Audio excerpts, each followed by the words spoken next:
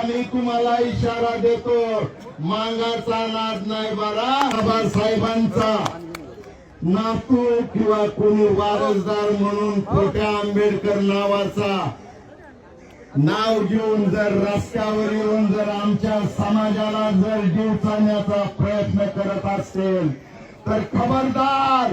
Jai Bhim. This is Yash from Yash media network. Babasaheb Ambedkar यांच्या वारसदारांना challenge. खोट्या आंबेडकरांच्या वारसदारांना मातीत गाडलं जाईल. हा महाराष्ट्र फुले शाहू आंबेडकरांचा नाही. मित्रांनो, मुद्दा SC आरक्षणाच्या उपवर्गीकरणाचा, पण RSSने पाळलेल्या काही मांगांचा थेट आंबेडकरी घराण्यावर वारसदारांवर धमकी देण्याचे प्रमाण वाढत आहे. आझाद मैदानात नुकत्याच पार पडलेल्या आरक्षण उपवर्गीकरणाच्या समर्थनात मांगांचा मोर्चा काढण्यात आला. यात अतिशय खालच्या पातळीवर बाबासाहेब आंबेडकर आणि आंबेडकर घराण्याच्या वारसदारांवर टीका करण्यात येत आहेत. नक्कीच यांचं धाडस वाढण्यामागचं कारण RSS आणि भाजप कारणीभूत आहेत हे आता ठाम झाले आहे. मांग भलतीच खबर सांग या म्हणीप्रमाणे या म्हाताऱ्याकडून थेट बाबासाहेब आंबेडकरांच्या वारसदारांना धमकी देण्यात येत आहे. SC उपवर्गीकरणाचा डाव नक्की आंबेडकर घराण्याला आणि महारांना बदनाम करण्यासाठी आहे का, हा भीमसैनिकाला पडलेला महत्वाचा प्रश्न आहे.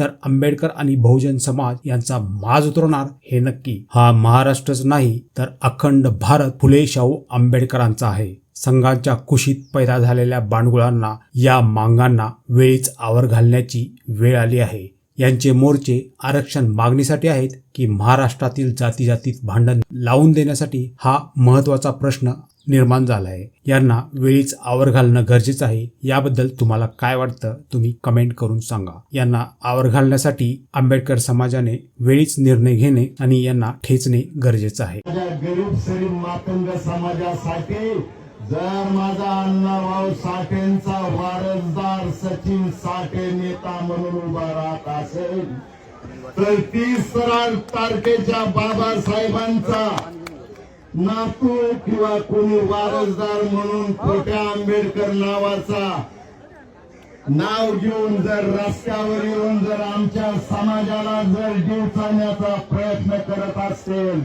तर खबरदार. मातंग समाजाचा महाराष्ट्रात आम्ही तुम्हाला इशारा देतो, मांगाचा नाद नाही बरा आणि माती घालून केला.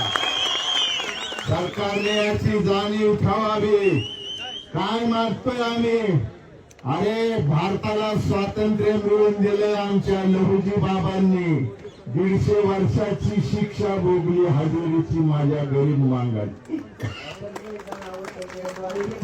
70 वर्ष स्वातंत्र्याची, 250 वर्ष स्वातंत्र्यासाठी लढणारा माझा मातंग समाज आज सचिन साठेच्या नेतृत्वामध्ये महाराष्ट्रातल्या आझाद मैदानावर या ठिकाणी उभा राहिलेला आहे.